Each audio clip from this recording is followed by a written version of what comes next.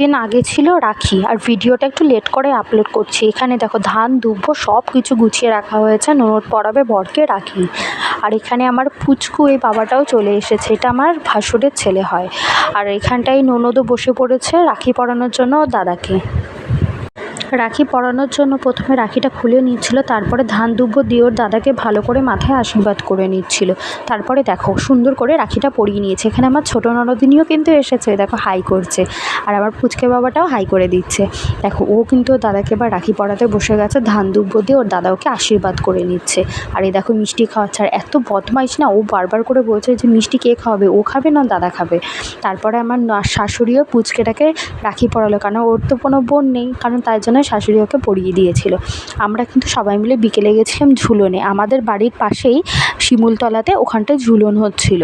তাই ননদ এসেছিলো বলে আমরা সবাই মিলে, দুই দেওর, তারপর আমার দুই ননদ মিলে, শাশুড়ি মিলে, আমরা সবাই মিলে গেছিলাম ঝুলন যাত্রা দেখতে। আর ওখানটায় কিন্তু ভীষণ বড় করে ঝুলন করা হয়। এবার বৃষ্টির জন্য প্রচুর কাদা হয়েছিল, তার জন্যই লেট করে যাওয়া হয়েছে, তবুও সেখানে সেদিন প্রচুর কাদা ছিল।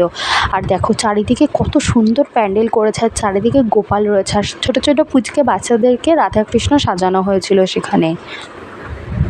আর এই বাচ্চাটাকে সাজানো হয়েছিল মা কালী।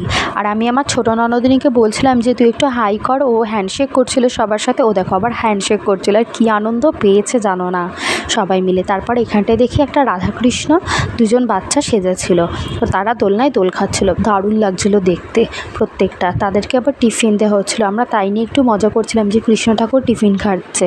তারপর ওই সব দেখে আমরা আবার ওখান থেকে আসলাম আরেকটা প্যান্ডেলে, গোপাল ঠাকুরের প্যান্ডেল দেখতে।